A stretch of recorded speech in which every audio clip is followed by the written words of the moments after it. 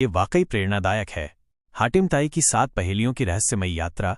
हातिम ताई यमन के एक ऐसे राजकुमार थे जो सिर्फ एक बहादुर योद्धा ही नहीं बल्कि सच्चाई, प्रेम और दया के प्रतीक थे। उनका मानना था कि अगर इन गुणों के साथ काम किया जाए तो कोई भी बाधा पार की जा सकती है।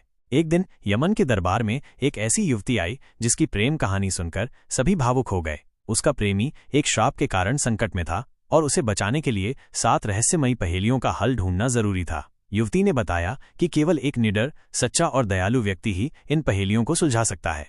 जब राजा ने सबकी ओर देखा तो हातिम बिना किसी झिझक के खड़े हो गए। उन्होंने घोषणा की, मैं जाऊंगा। अगर इस प्रेम को बचाने के लिए मुझे पहाड़, जंगल, दानव, यक्ष या जिन्न से भी लड़ना पड़े तो मैं पीछे नहीं हटूंगा। उनकी ये प्रतिज्ञा उनके अटल निश्चय और प्रेम के प्रति उनकी गहरी आस्था को दर्शाती है।